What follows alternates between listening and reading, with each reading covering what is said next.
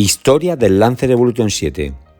Durante todo el año 2000, la prensa japonesa no cesó de especular sobre las características técnicas o de cómo podía ser el nuevo Evo 7. Y aunque algunas publicaciones se atrevieron a sacar sus apuestas digitales a cómo sería el nuevo modelo, aspecto de faros, alerón, diseño de la zaga, tendréis que ser vosotros mismos quienes juzguéis qué tan lejos o cerca estuvieron del modelo final.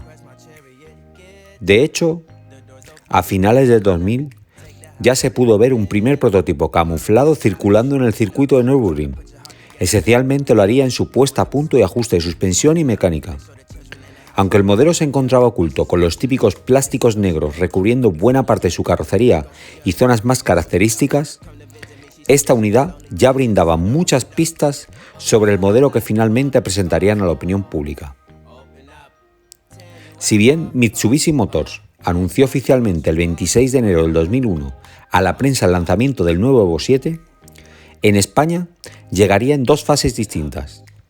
La versión RS comenzaría a importarse en noviembre del 2001, ya que fueron producidos simultáneamente a los GSR japoneses, y apenas 11 meses después del lanzamiento en el mercado nipón. Pero en el caso de los RS2, deberíamos esperar hasta abril, mayo o incluso junio del 2002 para ver las primeras unidades circulando por nuestras carreteras, ya que fueron fabricadas posteriormente al ser RS2 con especificaciones distintas a los RS y GSR. Una vez más, se ofrecería en dos opciones para España, la versión para rallies, el RS, que a su vez se dividía en dos, RS15 y RS17. Sería entre 38.500 euros y 41.500 euros su precio final, ya fuera con llantas de chapa de 15 pulgadas y frenos flotantes, o con frenos Brembo y llantas de 17 pulgadas de aleación ligera. Y la versión de calle, también conocida como RS2, tenía un precio final en el mercado español de 47.906 euros. Se fabricaron 10.580 unidades, de las cuales a España se importaron un total de 35 en versión RS y 37 en versión RS2. En su mayoría son asignadas a pilotos y equipos de rallies, ya que son una base perfecta para el grupo N de rallies, que con ligeras modificaciones se convertían en máquinas súper eficaces. Si bien fue comercializado internamente con el nombre de Carisma Evo 7, se le conoció coloquialmente tanto en prensa como en calle como Evo 7. Eso sí, ya oficialmente con el nombre de Lancer Evolution, nada de Carisma. De hecho, el nuevo modelo partía bajo la plataforma de séptima generación del Lancer, y que era un coche completamente nuevo del primero al último tornillo. Es más, la plataforma que se utilizaba en su base es un modelo completamente diferente al anterior. Para que nos entendamos, en los Evos anteriores 4, 5 y 6 se usaba la plataforma del Lancer de sexta generación, el cual se le conocía en Europa como Carisma, y dichas versiones europeas del Carisma eran fabricadas en Holanda, no así las versiones de Evolution, que siempre se fabricaron en Japón, pero que debido al hecho de venderse en el mercado español, Mitsubishi decidió comercializar siempre a los Evolution como Carisma Evo, no Lancer Evo. Sin embargo, el nuevo modelo se decidió usar la plataforma del Lancer Cedia, modelo fabricado íntegramente en Japón, que distaba enormemente del modelo anterior y que ya nada tenía que ver con el nombre de Carisma. La razón del cambio de plataforma no es otra que las normativas del World Rally Championship, que obligaban a dejar la categoría Grupo A y pasar a ser un World Rally Car. Y esto es así si no querían estar en inferioridad de condiciones respecto a estos últimos. Pero es que además no necesitaban ser tan estrictos en la homologación para el coche del Mundial, pero sí partir de un vehículo con más opciones de mejora para la nueva categoría. Con lo que se centraron en evolucionar enormemente al nuevo modelo y tener una mejor base para el Mundial. Por eso que las expectativas en esta séptima generación eran enormes y muchos periodistas y fanáticos de la marca se mostraron escépticos con este nuevo modelo. De hecho, los cambios respecto al modelo que suprimía eran enormes y muy variados.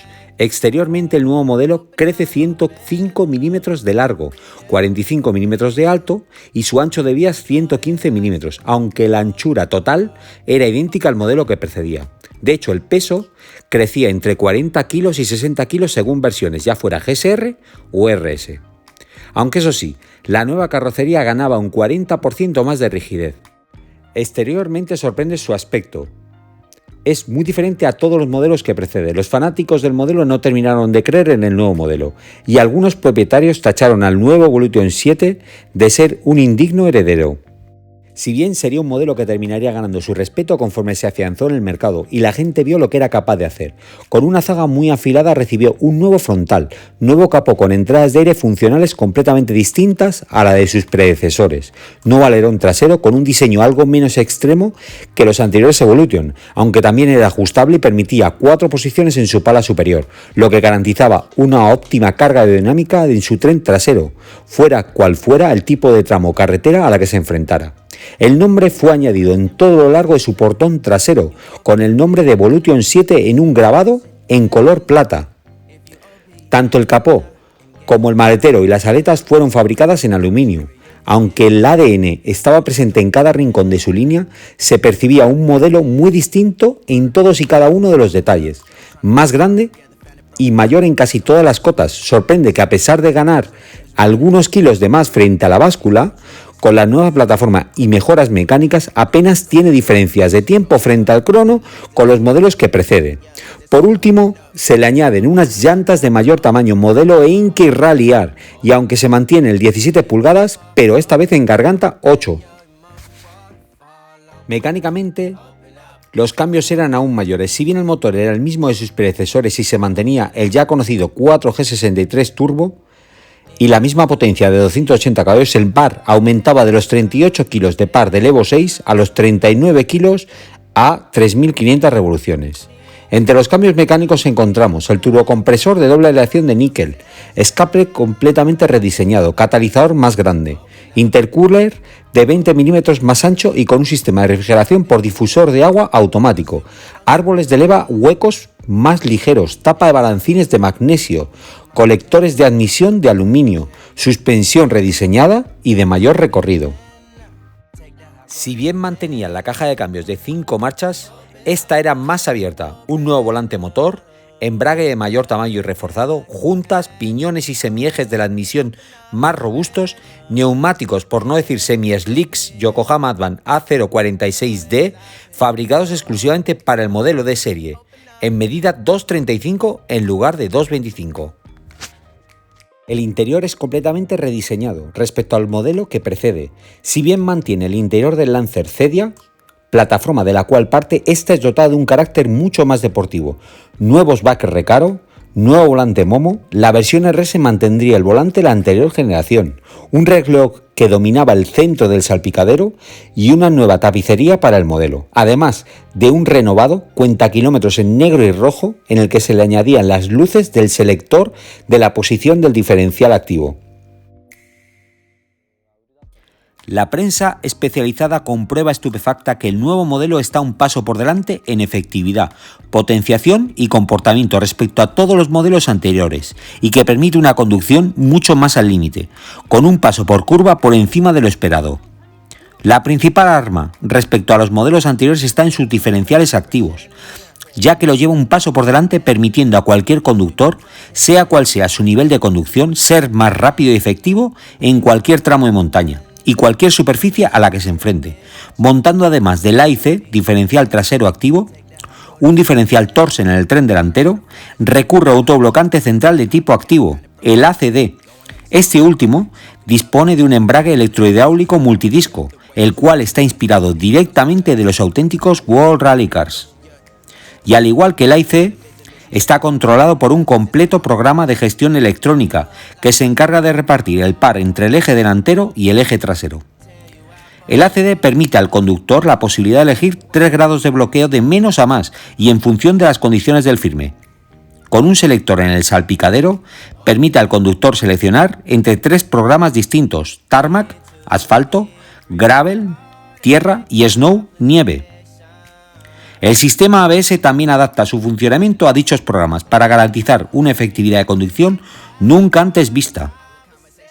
Su versión RS2 equipaba aire acondicionado, airbag de conductor y acompañante, frenos Brembo, llantas de aluminio en 17 pulgadas, regulación de volante en altura, espejos y ventanillas eléctricos, radiocassette, volante firmado por Momo, asiento recaro y los 3 diferenciales, el LSD, el AIC y el ACD, y también el ABS, y por supuesto los neumáticos Yokohama Advan A046.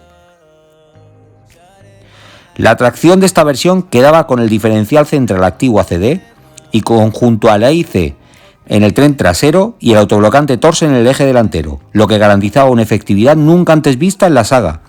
Su peso 1.380 kilos y sus prestaciones con un 0 a 100 en 5,3 segundos y el kilómetro desde parado en 24,7 y una velocidad punta en 250 km por hora. Mientras que la versión RS, como en todas sus predecesoras, carecía de casi todo.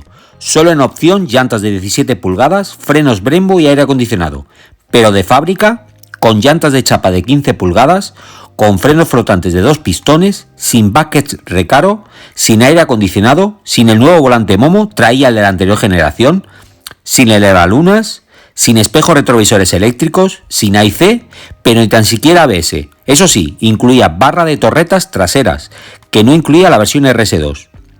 La tracción de la versión RS es completada con un diferencial autoblocante Torsen, un central activo ACD y el tren trasero con un autoblocante de deslizamiento limitado por discos. El peso de la versión RS era 1.320 kilos y sus prestaciones ligeramente mejores que las versiones RS2, con un 0 a 100 en 5,1, el kilómetro parado en 24,4 y la velocidad punta de 250 km por hora.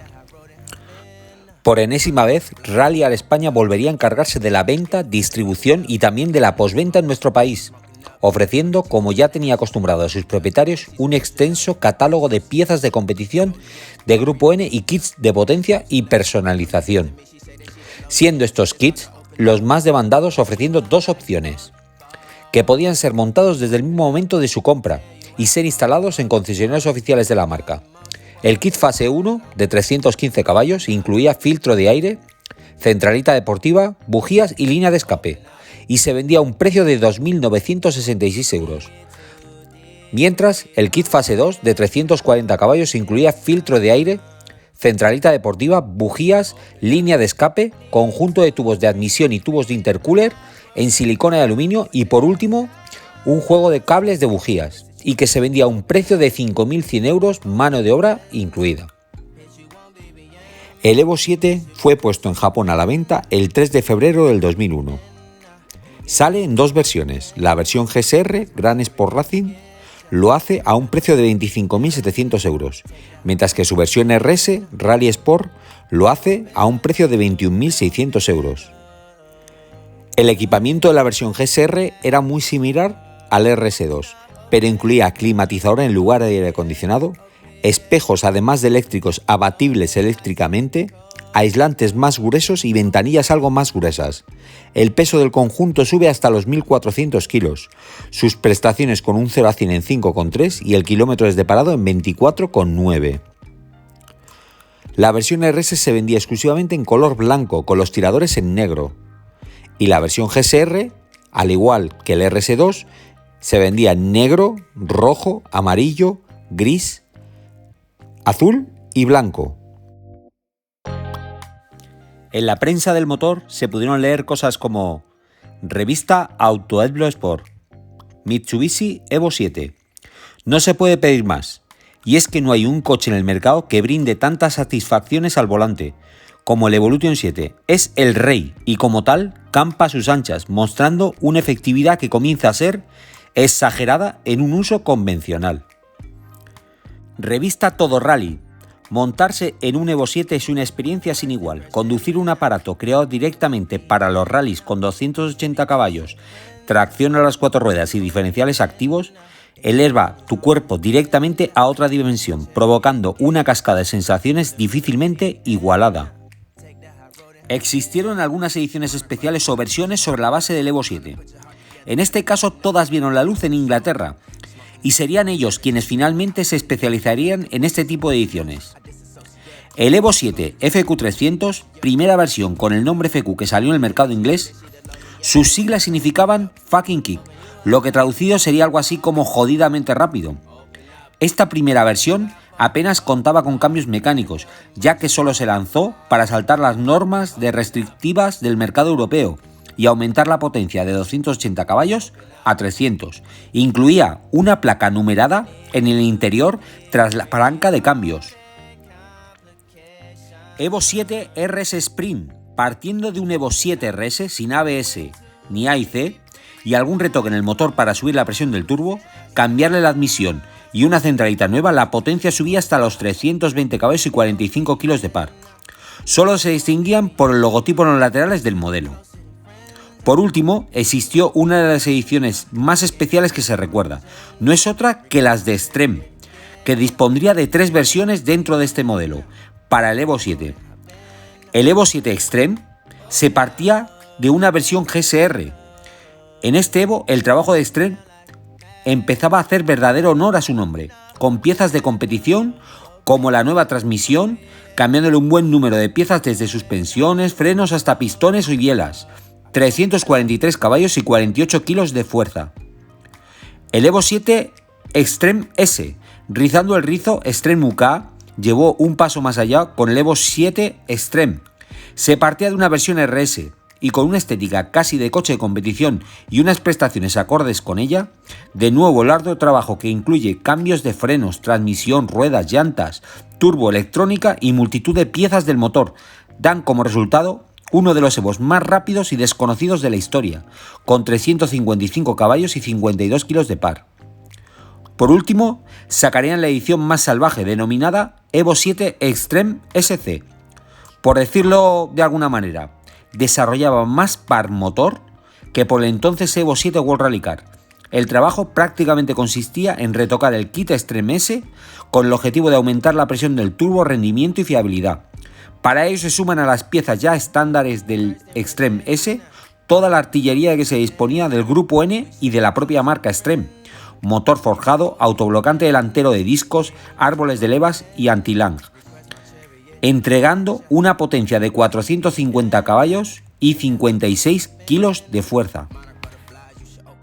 También en el mundo de los videojuegos aparecería en gran parte de la saga Gran Turismo y también en la versión de PSP. En muchos juegos más, como por ejemplo Colin McRae Rally o en el World Rally Car 3 de PS2. En el cine aparecería en la película de A Todo Gas de junio del 2003, donde el Evo 7, conducido por Paul Walker, se haría mundialmente famoso y llegaría a darse a conocer incluso a quien jamás hubiera visto un rally o había comprado una revista de automóviles en los últimos años. También en la película francesa Taxi 3 del 2003 volveríamos a ver un Evo, en este caso un Evo 7 de la Gendarmería. Apenas saldría unos minutos durante el film, pero una vez más ocuparía pantalla. El World Rally Championship del 2001 comenzaría el 19 de enero, aún con el Evo 7 World Rally Car fabricándose y aún sin fecha de estreno anunciada, con lo que Mitsubishi decide comenzar aquella temporada con el Evo 6 Tommy Mäkinen Grupo A, que evolucionaba ligeramente al del año anterior, mientras sus rivales directos no cesaban de evolucionar sus World Rally Car, algunos de ellos ya con más de 4 años de continuas evoluciones. De hecho, aquel mundial comenzaría con el mayor número de equipos de los últimos años, con un total de 7 equipos.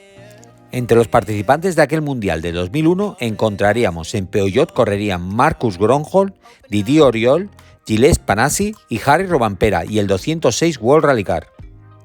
En Ford correrían Carlos Sainz, Colin McRae y Francois Delecourt y el Focus World Rally Car. En Subaru correrían Richard Vance, Marco Martin y Peter Solberg y el Impreza World Rally Car. En Mitsubishi correrían Tommy Mäkinen y Freddy Loix y el Evo 6 Tommy Mäkinen Edition Grupo A. En Hyundai correrían Pierre Uletti y Kenneth Eriksson y el Athens World Rally Car. En Skoda correrían Armin Schweitz y Bruno Thierry y el Octavia World Rally Car. Y por último, Citroën de Philippe Burgaski y Chus Puras y el Sara World Rally Car. Con esta premisa y tras un nefasto Mundial del 2000, Mäkinen se conjura para ganar el Mundial de aquel año. Primera prueba del Rally de Monte Carlo. Y Mäkinen no defrauda, ganando el primer rally del campeonato, donde el Evo 6 y medio Grupo A daba ya señales de tener aún mucho que decir. Segundo, Carlos Sainz y tercero, Francois Delecour, ambos con el Focus World Rally Car. Segunda prueba del Mundial, se llega a Suecia y el 206 World Rally Car de Harry Rovanpera y el Evo de Tommy McKinnon se pelean por la victoria durante las dos primeras etapas del rally, pero cuando se disputa la tercera y última y McKinnon acaricia un segundo o tercer puesto, este se sale de la carretera y debe abandonar, con lo que Rovanpera se alza con la victoria. Segundo, Thomas Robertson, piloto suplente Mitsubishi, y tercero en el podio Carlos Sainz. Tercera prueba del Mundial y se llega al Rally de Portugal, con lo que McKinnon, tras una batalla fratricida con el Focus World Rally Car de Carlos Sainz, consigue una nueva victoria, a escasamente 8,6 segundos de Sainz, quien es el segundo. Tercero, Gronholm y el 206 World Rally Car. Llegamos a la cuarta etapa del Mundial, Rally de Cataluña, donde McKinnon ya lidera el campeonato, aunque los 206 World Rally Car dominan por equipos. En asfalto, el Sara World Rally Car de Chus Puras estaba dominando con claridad el rally. Pero por desgracia, una avería en la bomba de gasolina lo deja fuera en el final de la segunda etapa, con lo que los pilotos de Peugeot se llevaron la victoria, Didier Oriol primero y Panazzi segundo, ambos con el 206 World Rally Car. Tercero, Tommy McKinnon, que rascó un merecido podio. Quinta prueba, Rally de Argentina, posiblemente una de las etapas anuales que peor se le dan a McKinnon, pero que este año fue diferente y consiguió una meritoria cuarta posición, ya que en esta ocasión los tres pilotos de Ford dominaron absolutamente el rally y el podio algo casi inédito, con la victoria de Colin McRae, segundo Richard Vance y tercero Carlos Sainz. Sexta etapa del Mundial, Rally de Chipre. Otra de las pruebas más duras del calendario, carreteras muy rotas y altas temperaturas. McKinnon abandona al comienzo de la primera etapa, tras una salida de pista. McRae gana el rally, segundo Vance y tercero Carlos Sainz. Séptimo rally, se llega a Acrópolis, donde un Colin McRae desatado consigue su tercera victoria consecutiva y se postula como posible ganador del Mundial. Segundo Peter Solberg y el Subaru World Rally Car, y tercero Harry Rovanpera y el 206 World Rally Car. McKinnon solo consiguió una cuarta posición, pero mantendría el liderato de la general a empatado con McRae. Octavo rally del Mundial, Rally de Safari, donde Tommy McKinnon se alzaría nuevamente con la victoria y el liderato del Mundial. El Evo 6, Tommy McKinnon, Grupo A, aún parecía tener mucho que decir. Segundo, Rovanpera, siempre muy regular, y el 206 World Rally Car, y tercero, Schweitz y el Octavia World Rally Car. Novena prueba del calendario, Rally de Finlandia. El rally comienza fatal para McKinnon. En la primera etapa apenas sale de la línea de salida, tiene un accidente y se sale de la carretera, daña una rueda y debe abandonar el rally. Marcus Gronholm, vigente campeón del Mundial, que aparecía descartado de cara a este campeonato, resucita y se alza con la victoria para el 206 World Rally Car. Segundo, Richard Vance y el Impreza World Rally Car, y tercero, Colin McRae y el Focus World Rally Car. Décimo rally del Mundial, Nueva Zelanda.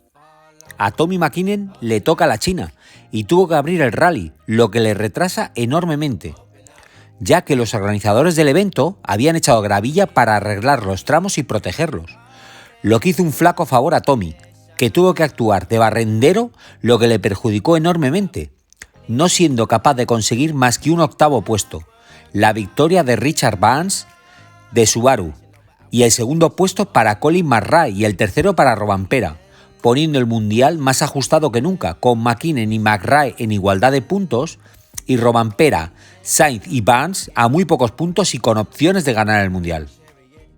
Onceavo rally, llegamos a San Remo, con todo por decidir en el Mundial.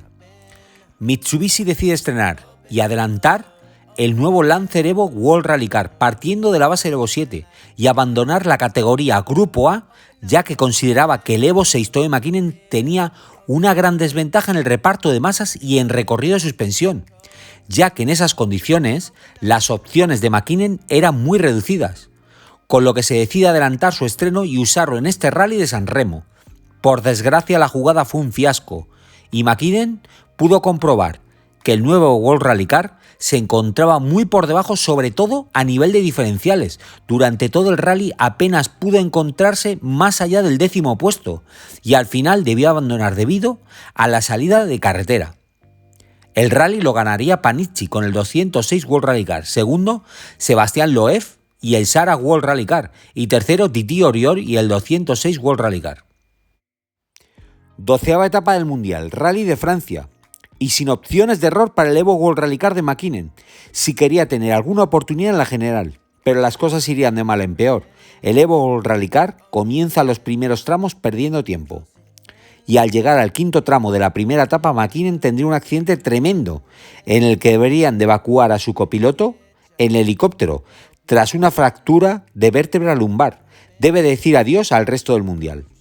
Chus Puras ganaría el rally y haría historia al ser el segundo español en ganar el rally del World Rally Championship, segundo Panizzi y tercero Titi Oriol. Penúltima etapa del Mundial, Rally de Australia. McKinnon enormemente dolorido después del accidente de Francia. Lo intentó, pero apenas consiguió un sexto puesto en la clasificación general y se muestra enormemente decepcionado con Mitsubishi, con su estrategia de introducir el Evo World Rally Car, que se muestra muy verde respecto a sus adversarios. Marcus Grönholm y su 206 World Rally Car ganarían el Rally de Australia, segundo Richard Vance y tercero Titi Oriol.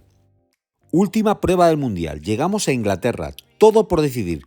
4 pilotos con opciones de ganar según el resultado: McKinnon, Marray, Grönholm y Browns.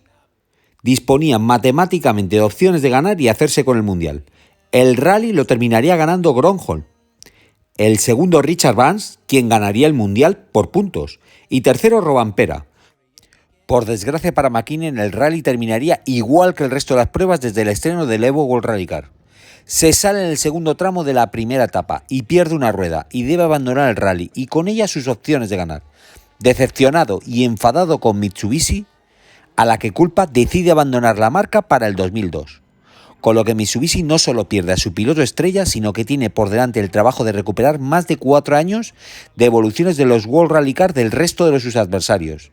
De haber mantenido el Evo 6 Tommy McKinnon en Grupo A, posiblemente McKinnon habría firmado su quinto Mundial, pero por desgracia la historia fue otra y el fiasco fue enorme.